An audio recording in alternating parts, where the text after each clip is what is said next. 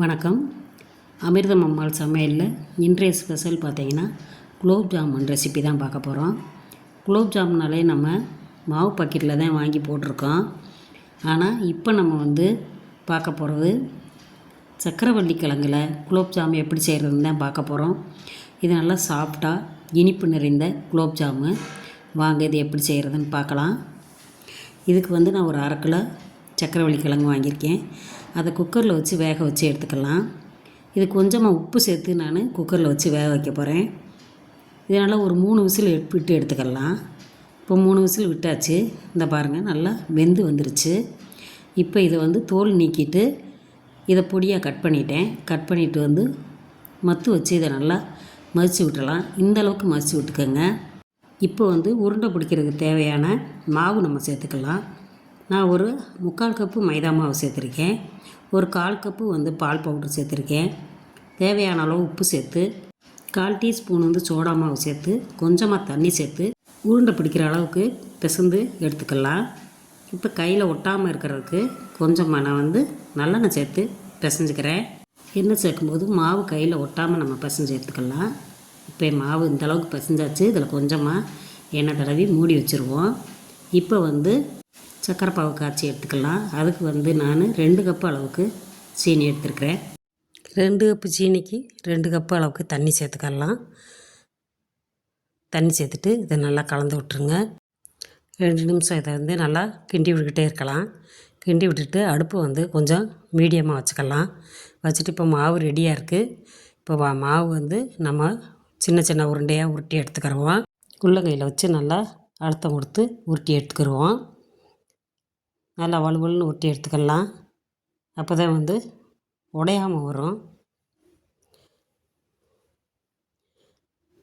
இந்த அளவுக்கு உருட்டிட்டு இதை நீல வாக்குலேயும் நான் போட்டிருக்கேன்.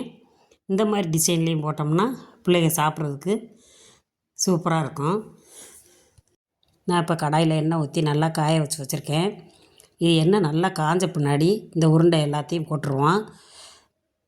போட்டுட்டு அடுப்பை மெதுவான சூட்டில் வச்சிடலாம். ஒரு 2 நிமிஷம் கழித்து நம்ம பரட்டி விட்டுருவோம்.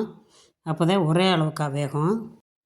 உருண்டை நல்லா கலர் மாதிரி வர்றது மாதிரி பரட்டி விட்டுருவோம். அப்போ தான் உள்ளே நல்லா வேகும். இந்த மாதிரி ப்ரௌன் கலராக வந்தோடனே நம்ம எடுத்துடலாம். இப்போ இதை சீனி பாகில் போட்டுருவோம். இப்போ நீளமாக உருட்டி வச்சுருக்க மாவையும் எடுத்து அதில் சேர்த்துருவோம்.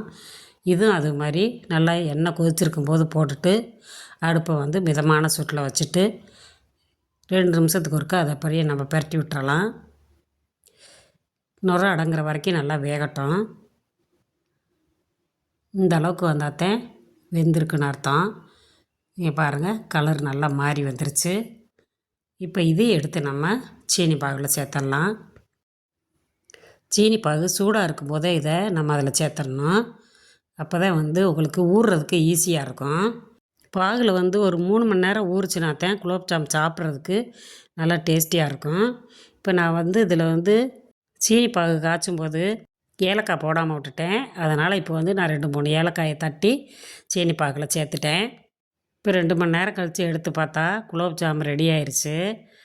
இதை பாருங்கள், நல்லா சூப்பராக இருக்குது. இதே மாதிரி நீங்களும் உங்கள் வீட்டில் செஞ்சு பாருங்கள். இந்த வீடியோ உங்களுக்கு பிடிச்சிருந்துச்சின்னா நம்ம சேனலை லைக் பண்ணுங்கள். அமிர்தம் அம்மாள் சமையலுக்கு ஒரு சப்ஸ்கிரைப் பண்ணுங்கள். இதே முறையில் நீங்களும் உங்கள் வீட்டில் செஞ்சு பாருங்கள். உங்கள் குழந்தைகளுக்கெல்லாம் இதை கொடுத்து சாப்பிட வைங்க. இந்த ஆரோக்கியம் நிறைந்த சக்கரவள்ளி கிழங்கு குலோப் ஜாமு சாப்பிட்டு பார்த்துட்டு நீங்களும் நம்ம சேனலை லைக் பண்ணுங்கள், ஷேர் பண்ணுங்கள், கமெண்ட்ஸ் பண்ணுங்கள். தேங்க்யூ.